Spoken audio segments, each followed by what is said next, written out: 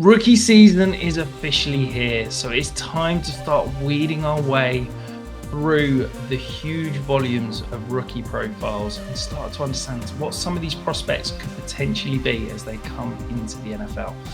And what better person to join me to start to wade through those players? I'm joined by one of the best and brightest minds in the entire industry, of course, Jay Stein from the Devy Royale. Jay, how are you doing this evening?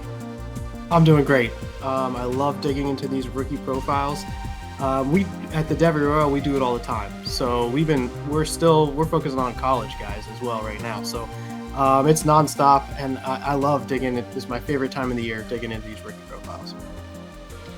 Yeah, I take my hat off to you guys every single time I speak to any one of you because, I struggle enough doing 4 or 5 months a year of rookie obsession. You guys are, 365 days a year. It is absolutely incredible.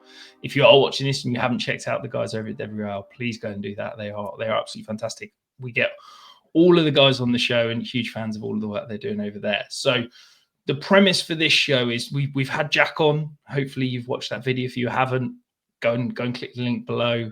He took at it from a film perspective.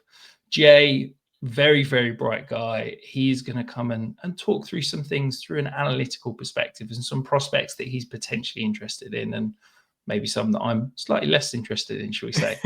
But Jay, before we dive into some of the players we wanted to talk about, your kind of process, are there particular things you're looking at? Are there particular, aspects of, let's call it an analytical profile, that you think are more important than others? How are you approaching it? Yeah, so there's certain things that I believe in, and I like going through these things to start because they kind of apply across all positions. And if you have a tie, if you're trying to differentiate between prospects, this is a good framework to kind of come back to, and it kind of helps. So these are some of the things that I believe in that give these prospects a better probability of fantasy relevant success, i.e. QB ones, running backs ones and twos, wide receivers ones, twos, and threes, maybe tight ends ones. This is the kind of profiles that I'm looking for. So I think all these things are sort of predictive or give you a higher probability of getting those guys in those buckets. So I think draft capital matters. For QBs, I think it's round one. And for running backs, wide receivers, and tight ends, I think it's day one or day two. So rounds 1 through 3. So throughout my process, I'm weighting draft capital through things like mock draft database, all these mock drafts that are coming out. I'm grinding them. I'm making sure that all these prospects have a weighting of draft capital. The other thing I think that matters is age. So I think the players that are early declares, that have early breakouts, that hit production metrics at earlier ages, I think I weight the much higher in my process. So I'm going to have that bias towards age throughout this whole thing. And the other thing is I think production in college matters. Well, first of all, I think production in high school that then translate to production in college, that then will maybe potentially translate to production in the NFL. I think that matters, but most importantly, I think it matters on an age-adjusted basis. And the things that I think that are most important are the volume type stuff, i.e. how much of a market share of your offense in college do you have? And those are the most important things. Now, there's plenty of efficiency things in there. I look at them too. I think that some of that stuff helps characterize what a player is, what he can be. But I don't think that stuff is as predictive as the volume and the market share type stuff that you see. Now, I weave some of that efficiency stuff in there, but really I look at that volume as the most important thing. And then finally, I do look at size, athleticism, and film. Film, I kind of lump in there close to what draft capital is. So we're kind of getting into double weighting there.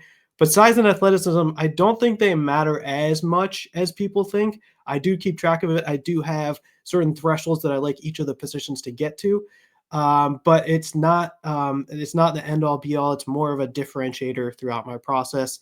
And so that's to the extent that it does affect draft capital, though, I am very interested in that. So, you go through the combine, you have somebody go off on a perfect RAS score, and then his draft capital goes from third round to potentially second round to maybe fringe one. That's going to matter to me. But the fact that just he is athletic just having a high athletic RAS score does not necessarily mean that it's predictive of success or of getting that fantasy success in the future. So that's kind of how I think about all the prospects, all the positions, draft capital, age adjusted productions are really what I'm looking through all these prospects. No, perfect. And to be honest, I think we come at it slightly differently, but using a lot of the same stuff. So I've got a model. It's largely kind of age adjusted production based. There's then a draft capital weighting. There's then my film grade weighting, and that's basically how I kind of come to my overall evaluation, shall we say. We're going to kick things off with a guy that I'm really, really intrigued to hear your thoughts on, because I'm a little bit nervous that I think we might disagree here. The first guy you wanted to talk about was Kaleb Johnson out of Iowa. So, yeah, the floor is yours. Yeah, so I think Kaleb Johnson has a really good profile, and from a data perspective, and one of the better data profiles in this class. I don't think it's I say really good. I don't think it's like generational or anything like that, but I do think he hits a lot of the things that I look for. So, going back to where well, actually, I'll start with where he is in my rankings. So, I have these tiers, positional tiers for each position. So in tier 1, I have Ashton Genty, but in tier 2, I have Amarian Hampton and Kaleb Johnson. And you can kind of push one or the other, but I do think these are two similar type of players. So the extent that you really like Amarian Hampton from a data perspective, you should probably kind of really like Kaleb Johnson, because they're pretty close in terms of how they come through the data process here. So tier 2, running back 2, he's a year 3 early declare. He'll be 21 on draft day. We talked about age. And right now, from grinding those mock drafts, late day 2, late second, early third type of draft capital range. That's kind of where he's fitting. He's 6'2", 225 pounds with a 30.5 BMI, so he's really, really big. And we do project some of the RAS scores there at the Devi Royale. We're projecting something around an 8 or a little bit above an 8. That is one of those concerns where maybe that might not come in the way it is, but that's kind of how we look at him from an athletic RAS perspective. So career stats are fairly impressive. 500 attempts, almost 2,800 yards rushing, 30 TDs, 29 receptions, 242 receiving yards, and 2 receiving TDs. A lot of that reception work came in the last year. In fact, a lot of it came on one play in Nebraska.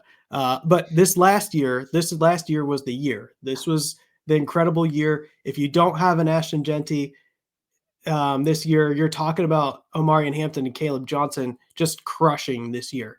And so this year, 240 attempts in 1 year, 1,500 rush yards, 21 rush TDs. He averaged 128 yards per game, 6.4 yards per attempt, 4.42 yards after contact per attempt, and he had a 56% breakaway percentage. And I know we got elusiveness here on the bottom category, 129.8 elusive rating from PFF and an 87.2 PFF rush grade. These are really, really good numbers. And when you try and stack that up against the class, he's 10th in attempts, 6th in yards, 15th in yards after attempt, 5th in rush yards TDs, 25th in PFF rush grades, 12th in yards after contact per attempt. But if you take it up to all the guys that really, really rushed this year, so you had a minimum of 190 attempts, he was 2nd in that. 12th in missed tackles forced, 10th in breakaway percentage. But again, if you take it to the 190 attempts, 1st in breakaway percentage. So the guys that were running the ball a lot, he was 1st in breakaway percentage. Breakaway percentage is those 15 plus yards. And that's a stat that's measured there by PFF. In my group of running backs, I have him as the 4th highest in my production weighting. And the production is that age-adjusted metrics. So these are some of those things that I'll go through. So yards per team play, I look at a lot of different things for the running back perspective. I look at dominator rating, yards per team play, rush yards are expected per attempt, backfield dominator rating, reception share. Yards per team play, if you marry that with reception percentage, and then if you sprinkle in a little bit rush yards over expected, you take just those 3 things, I think you could get a pretty good idea of who he is. So in 2024, he was 4th in yards per team play and well above the age-adjusted threshold for a year 3 guy with a 2.2 something yards per team play. And he was behind only Genty, Scadaboo, and slightly behind Omari and Hampton, but they're really, really close. And then if you look at his reception percentage in 2024 for year 3, he was at a 13.5%, which is well above that line. So as a percentage of the receptions that the team had, he had 13-ish% of those receptions that Iowa had. And then this is one that's really I think does tell you a little bit. A 1.2 reception yard rush yards over expected per attempt in 2024. So over 1. If you graph out his rush yards over expected for his career, it's kind of a straight line up and to the left. It's a really nice chart. It's well above 0, and I think the rush yards are expected. It tells you how good of a rusher he is. It takes away the influence of, he's just running behind a really good Iowa line. That is factored into that analysis in rush yards over expected, and he had one of the better ones in all of college football. Then the thing that the knock I would say is, and I would say that's going to be the case with some of these profiles, is that it's not always a straight line up. You're not always perfect. Ashton Genty had a pretty incredible production for 1, 2, and 3. Tet McMillan had really good productions for year 1, 2, and 3. Not all prospects are going to be like that. There are ups and downs. In year 2, he played 10 of 14 games. He started in 5, but he missed 3 games sort of early on to an ankle injury, and I think that ankle injury persisted throughout the season.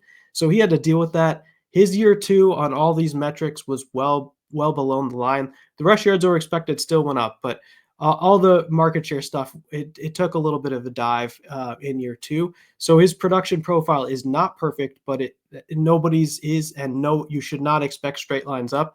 But what I would say was that year 3 was really good, and surprisingly, and we might talk about this in your section called Later Breakout, year 1 was actually pretty good too. So, yeah, I think Kaleb Johnson's the player that I'm probably having the hardest time getting my head around, if I'm honest, because you plug in the tape and I can kind of see it. Like, I think he's got great vision in space. I think there's some times when he misses stuff in the box, and sometimes that can sort of be development, and that sort of comes in the NFL. But I love the size. I think he's a decent athlete. I do think there's a slight elusiveness question mark. I get you sort of saying all the stats in terms of the elusiveness rating from PFF and stuff like that. I don't think he's kind of an elite level short area quickness guy.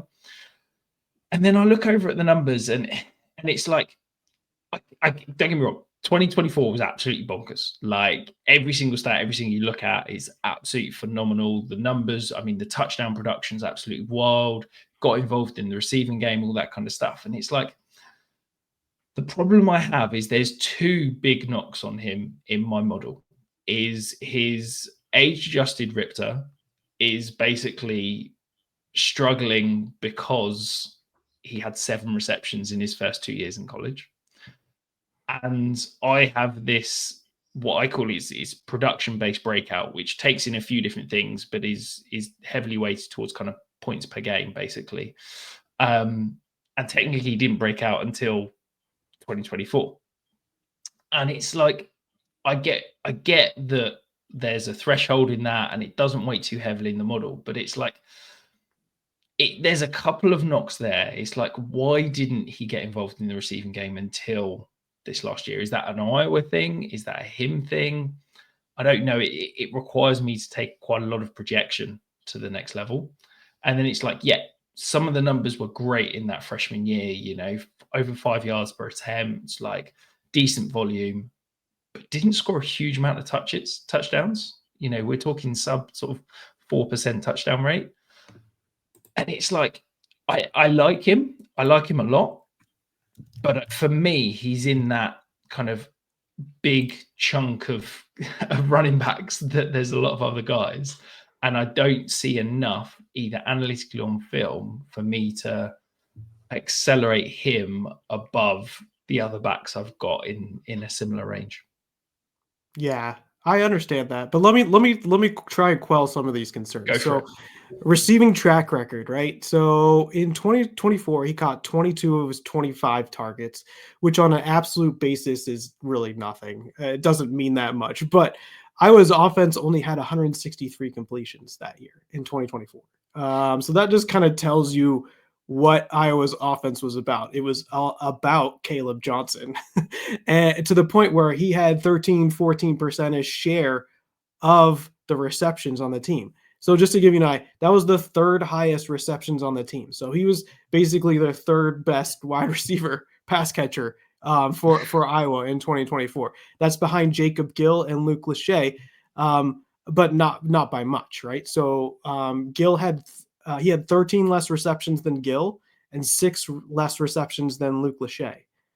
That's the tight end that everybody likes, going into the NFL draft. And so when you put it from that perspective, he was the third highest pass catcher in all of Iowa's offense.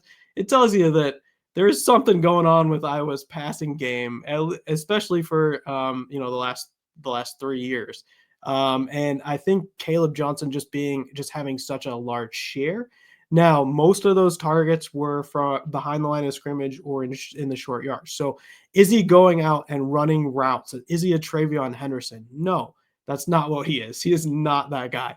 But he was able to take some of those passes that he caught from behind those line, those swing passes, and get a lot of yak after the catch. Like I think he averaged 10, but plus over 10 for 2024, including the big one, which he had a 70+ yard one against Nebraska that he took to the end zone. But so that's what I would say on the receiving. I would not say that that's probably one of the reasons why I don't have him in an elite category or whatever. The receiving thing is a question mark, but when you look at the stuff that what I think it matters, which is the market share of the receptions that a running back has, he still even commanded a giant portion of Iowa's very small passing attack.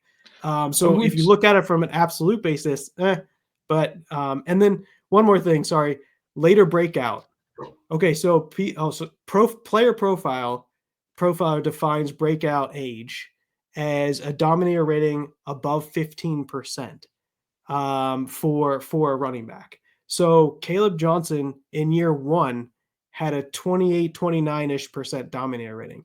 His yards per team play was above one, above the line on those age-adjusted basics. So in terms of market share of volume, year one was, I think, a breakout from that perspective. Even though it didn't look like on an absolute basis a ton of work there, if you're looking at it from a market share of the team's offense, year one was a pretty good year as well. Yeah, and I guess that's where I define kind of breakout slightly differently. As I said, I weigh a few different things in there. For me, I get what you're saying about the market share receiving stats, but just a pure raw number. We throw targets per route run. Okay. So these are PFF numbers. So in his freshman year, he had a target per route run of 7%. In his sophomore year, it was 11%. Like, if we're saying, I always say 20% is average. There's 5 eligible receivers on the field. If you earn your average, that's 20%. So yes, I get that Iowa doesn't pass the ball much, but he still ran a decent amount of routes to not get targeted basically at all in those first 2 years. It came back a little bit in his last year in terms of, you're talking, was it 25 targets, 154 routes, but that's still 16.2%. Like, this isn't a guy that was utilized in the receiving game despite the volume of routes that he was running. So I'm a little bit concerned there. I feel like we could go back and forth all day. I'm fascinated that you're very confident on him. It's definitely made me. I'm going to go away and look at numbers, look at the tape a little bit more, and see if there's something that I'm missing there. But the next guy we want to talk about, Luther Burden, obviously incredible prospect coming out of high school, had some fantastic flashes, some fantastic production in college. Are you all aboard Luther Burden as a potentially elite wide receiver entering the NFL? Yeah, he's in my tier two. I got Tet in tier one, and then he's my wide receiver two. So in with Travis Hunter if he ends up deciding to play a little two-way or play wide receiver. Emeka Buka and Matthew Golden all in that tier 2. But he's quite a bit. There's a gap between him and the rest of that group, and so he's kind of in the middle between the rest of those group and then Tet McMillan. He's a year 3 early declare, 21 on draft day. I think he gets first round draft capital, but if he falls in the second, that won't be the worst thing in the world. He's a 5'11", 208 pounds, 29 BMI, so. He's really, really good size for a wide receiver. And we think he gets in the 9-ish range for a RAS score.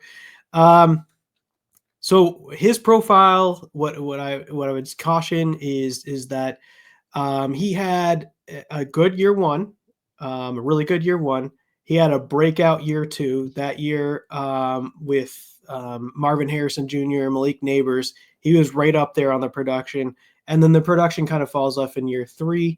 And I would largely he's still hitting on a lot of the market share metrics, just not all of them. But I would attribute that mostly to Missouri's offense. Missouri's offense regressed really hard in 2024. There was very inconsistent QB play, very inconsistent offensive play as a whole. And so it reflected that way in the numbers for Luther Burden. So I'll go through some of that stuff here in a second. 193 career receptions, about 2,300 yards, 21 TDs. He averaged about 60 yards per game, 2.32 yards per route run, 28 targets per route run, and then just slightly under my first downs per route run threshold of a 9.5. I like to see somebody in the double digits. He is a 9-ish ADOT player and a 7.3 yak per reception average. But what I really want to talk about is year 2. And so this is kind of gets into that not a straight line. And a lot of times we're left with what a prospect did in the final year. But that's not necessarily always how you should grade prospects. You should look at all 3 years and how they did on those age-adjusted metrics for all 3 years. And year 2 for him was significant. Year 2 was a really good year.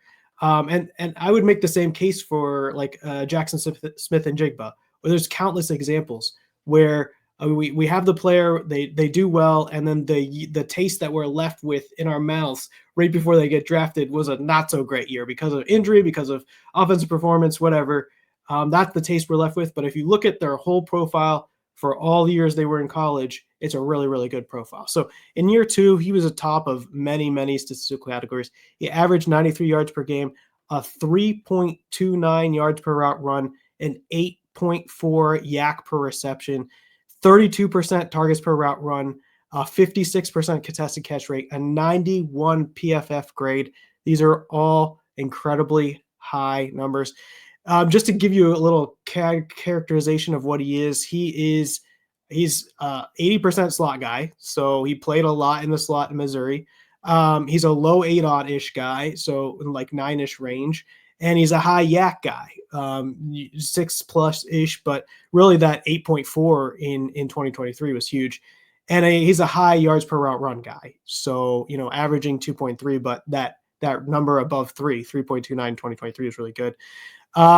His yards per team pass attempt in year 2 was a 3.2. That was 6th that year, with guys like Malik Neighbors at the top of a position. And his weighted dominator that year was a 36% in year 2. Really, really good stuff. Like I said, yards per team pass attempt, year 2 was just amazing. Year 3, there was a little bit of follow-up. Weighted dominator, years 1 and 2 above the line. Year 3, right at the line, but still gets credit for it. And then EPA per play is the other one that I look at. It's for wide receivers, and he's above the line for year 2 and year 3. Year 1 was a little bit lower, but really, really good production profile. When I'm lining this up, his production grade for wide receivers is really, really good out of this group. It might not feel like it, but if you focus in on those age-adjusted metrics and you consider what he did as a freshman and sophomore, not just looking at what happened in 2024, he's got like basically my second best production profile out of this group. and that's why I got him in the tier 2 and the wide receiver 2 for this group. Yeah, no, I fully get it with Luther Burden. I'm a huge fan. I think he's a weapon, with the ball in his hands in the open field. I think he's phenomenal. I think his contested catch ability for his size is absolutely ridiculous. You then come to the profile, and as you said, there's some absolute phenomenal age-adjusted metrics. I think his kind of touchdown production is good, but perhaps not truly elite, which is something that I like to look at. And part of that could be his usage and the overall offense not being, one of these absolute powerhouses. The Ripter is good. Don't get me wrong. He's got some really good receiving yards between pass attempts, and it is dinged slightly by this kind of final year, but it's not to the level of kind of Travis Hunter, Ted McMillan, like that sort of truly elite guys in those categories. So it does ding him slightly. I really, really like Luther Burden. I think, the model likes him. I love the tape. I am really concerned that he is going to get pigeonholed as this slot only type guy. You said 80% slot guy in college. I think his release package needs work. I think he gets lazy at times and sort of relies on the same thing over and over again, which isn't going to work in the NFL. Whether he ends up being that kind of Z flanker slot hybrid that's going to get a free release and used on motions and things like that, like a Zay Flowers type kind of thing, then that would be great. But ideally, I would still like him to be able to line up on the line of scrimmage and beat press coverage a little bit more often than perhaps he's shown. Overall, though, as you said, love the profile, great age-adjusted profile, and I think he's really, really exciting. And for me, it is a lot closer, that 1 and 2, than I think most people seem to be talking at the moment. I could absolutely see myself, as it gets towards draft, maybe tipping Luther Burden ahead of Ted McMillan. Oof, I'm not sure I could do that, but just because Tet has when you go and look at all these stuff like reception yards per team, pass attempt, weighted dominator, and EPA per play, Tet doesn't miss on any of the age adjusted. So 1, 2, and 3, he hits all of those things. So he's basically that's why I have him in tier 1. That's why I have a difference between the two. But his production profile is really, really nice. But it really comes down to, what NFL team needs, right? If you need a outside T. Higgins type of guy, you want Ted McMillan. If you need the inside athletic, quick guy that is best with the ball in his hands and gets a lot of yak, then you go Luther Burden, Emeka Egbuka, something like that. So it just kind of, the fit of the offense and that kind of thing. But it's hard to differentiate the two, but I do think that Tet, because he hits on all of those things for all 3 years, that he'll probably just have that upper hand for Luther, just going through the process. Yeah, I mean, when I say that, it's like really, really razor thin at the moment. To give you the exact numbers, so Ted McMillan is an 87th percentile prospect in my model. Luther Burden's 86.3 percentile. Like, they're really close. And then in terms of film grades, so Luther Burden is an 8.8. It's a scale of 0 to 10. And Ted McMillan is an 8.7. So, like, they are, like, super, super close. At the moment, I've got Ted McMillan ahead. But that's what I'm saying. There could, obviously, draft capital is about a third of the overall weighting. So I'm expecting that to keep Tet ahead. But there is a world where Luther Burden could end up being my wide receiver 1. So, yeah. What I would say overall, though, I am very, very excited about this guy. And I think he is a person that you're going to be excited to watch on Sundays and be on your fantasy team, hopefully. We're going to switch position, though. But before we do that, if you haven't hit the subscribe button, make sure you do so. We are into rookie season, and we're going to be rolling out the content every single week to make sure you are ready for all of those rookie drafts. And, of course, Tom, Tyler are going to keep you prepped with best ball season flying around as well. The next guy we're going to talk about, though, over at the tight end position, Colston, Loveland. Now, it feels, Jay, like some people are talking about this guy potentially being a top 10 NFL pick. Are you as excited as some of those guys that project him up that high right now? I am. I think he's tight end 1 in this class. A lot of people love Tyler Warren. I think Colston Loveland is actually got the better data profile, the better probability of crushing it in the NFL. And that's not to take that much away from Tyler Warren. Definitely think that he could be great in the NFL. But from a data perspective, Colston Loveland is quite a bit higher. I actually, in all of my production grades, I put all this stuff into an index. I have Colston Loveland as my third highest guy in the index. So above Luther Burden, but right below Tet McMillan and Ashton Genty. Now it's a tight end position, so you push them down, but I really, really like this data profile. It's one of the better ones out there. So he is not in my tier one. So the only tier one guys that I have, the guys that really crush the data stuff, are Genty and Tet. But he is the closest guy to being in tier one. If he goes top 10, maybe he bumps up into that tier one. I'm not sure exactly, but that would be an interesting decision I'll have to make if that does end up happening. But I like him in the first round as well. Year 3, early declare, 21 on draft day. First round, I think draft capital, 6'5", really tall, 245, meets those size thresholds that you'd like to see for a tight end. We're estimating a 9-ish at RAS rating, so we think he'll be really pretty athletic at the high end of athleticism. Played basketball in high school. This is the interesting part, and I started out the process about talking about production matters much. For the tight end position, I weight draft capital pretty high. I weight athleticism pretty high. So the top two pieces in my model are where you're going to get drafted and how high the athleticism. So that's going to be the majority of where the index comes from. And first round plus a 9-ish RAS there, but also he has an incredible production profile. So in a college football where you don't see tight ends produce that much, ex Brock Bowers, who was just incredible from the jump, he has produced on a market share basis really, really well. So he had a career 117 receptions for 1,500 yards, 11 touchdowns.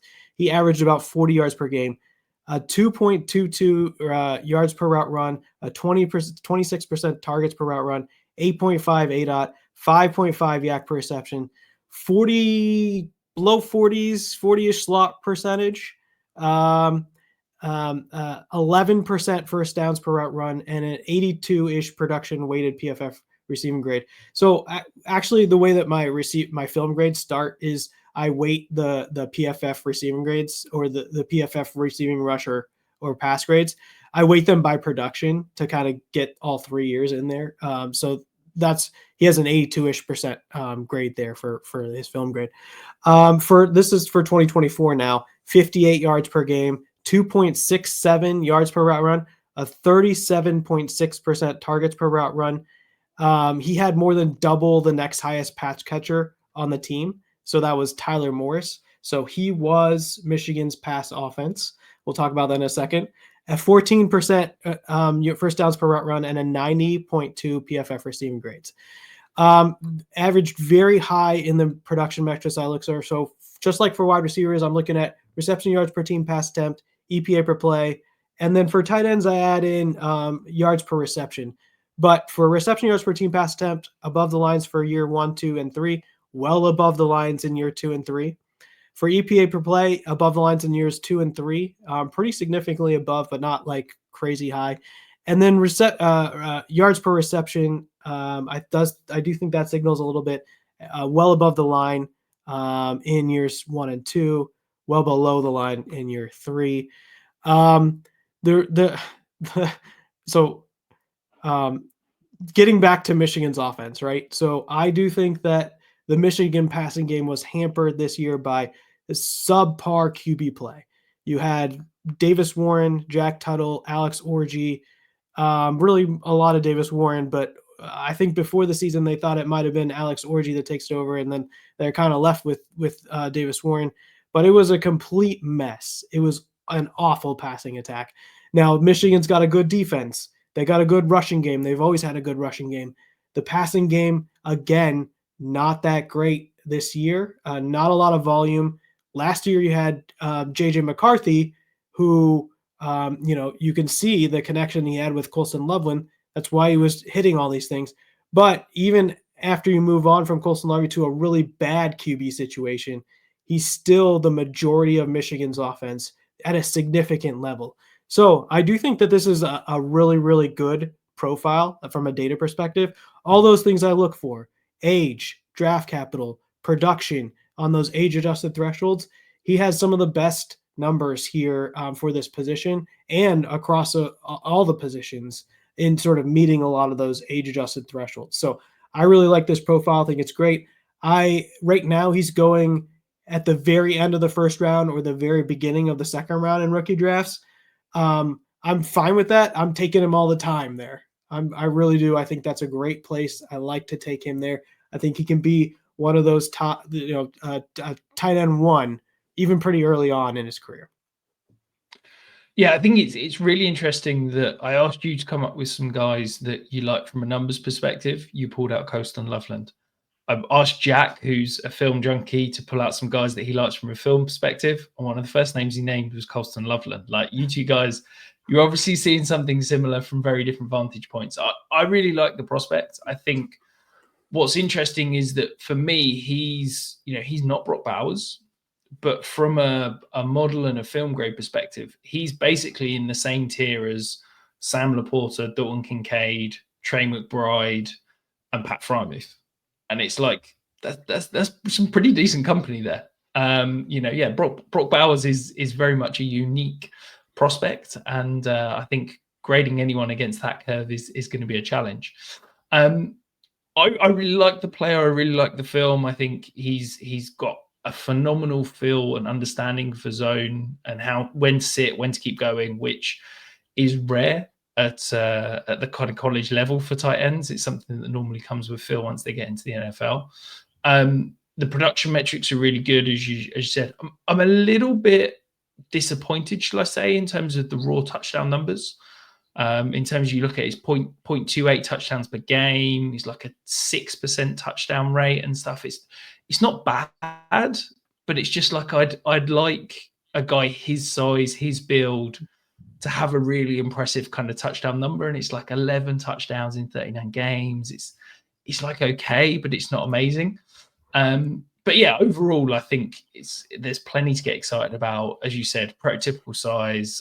A lot of the metrics are phenomenal, and I think that the NFL is just going to love this guy.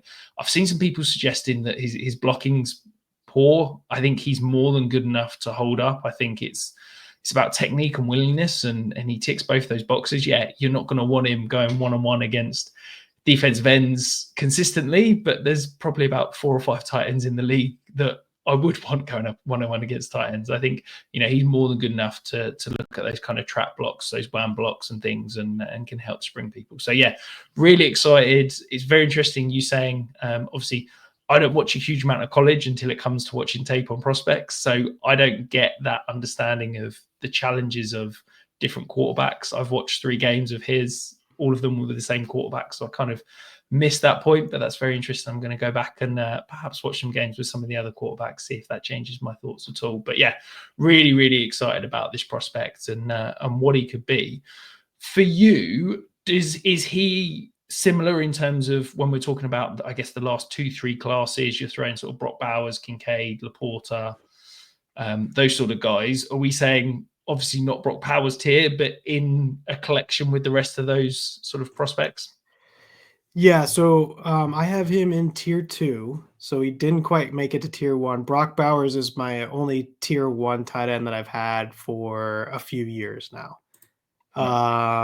So, just slightly below that, but there's a lot of tight ends that I've had be in my tier 2 that are like McBride, those types of guys that really, really, I think he kind of fits into that category. Kind of how you were kind of listing a bunch of names for your dynasty rankings. I think he fits right in that.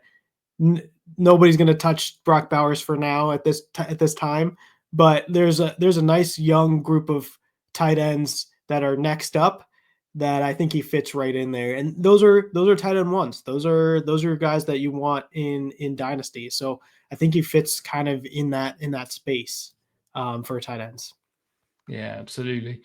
And now we're going to move across to the last guy. Now, this is a guy I was very keen to hear your thoughts on, Jay, because he's a guy that absolutely pops in my rookie model. I plugged on the tape. I really enjoyed what I saw. I think, yeah, there's a couple of knocks, there's a couple of potential issues, but he ticks a lot of boxes, and I seem to be consistently higher than everybody else at the moment. So I'm really intrigued to hear your thoughts on Jalen Royals out of Utah State. Yeah, so I have him in my tier 3 for wide receivers, just below that tier 2 category with, that big group that I just talked about with Luther Burden.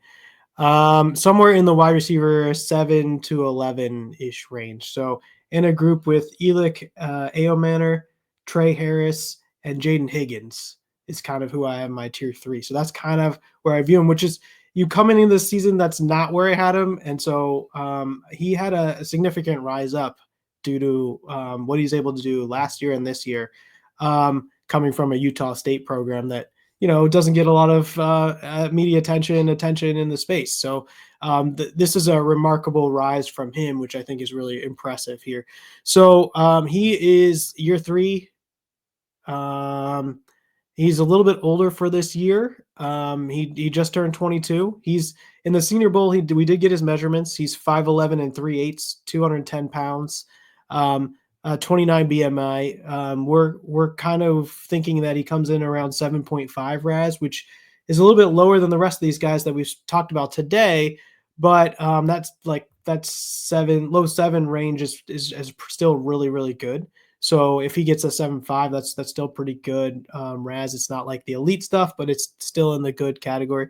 This year he had a really, really hot start. But in October he had a season-ending foot injury, and he kind of stopped. And then he came back right after the season ended and started going again to the point where he was able to participate in the Senior Bowl.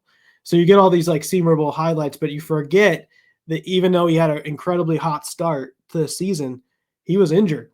He had a season-ending injury, worked his way back, and then started playing for the Senior Bowl. So that's really, really cool. So in 2024, he in 7 games, he averaged 120 yards per game, 3 yards per route run, a 29% targets per route run. He still had the lowish ADOT, but a 7.9 yak per reception, and a 12.2% first downs per route run. So this is a really, really good season. Now it's on 7 games. It's not the full season. It was a really, really good season for that season. The age-adjusted numbers, year 2 is really good. His EPA per play in year 2 is almost off the charts. It's close to 1.5. In year 3, if the way it's usually calculated, if you don't games adjusted basis, his reception yards per team passing up takes a little bit of a dip. But if you games adjust basis that, i.e., take out all the games that he wasn't involved in, it's still a really good reception yards per team pass attempt number, probably well above the line. It's just, are you going to make the injury exception or whatnot for that year? I think that is a decent enough exception given how much he played. Again, another really, really nice EPA per play in that year in 2024 as well. So just really, really, really good numbers, market share numbers. The knock, I think, to me, is the competition level in the Mountain West Conference.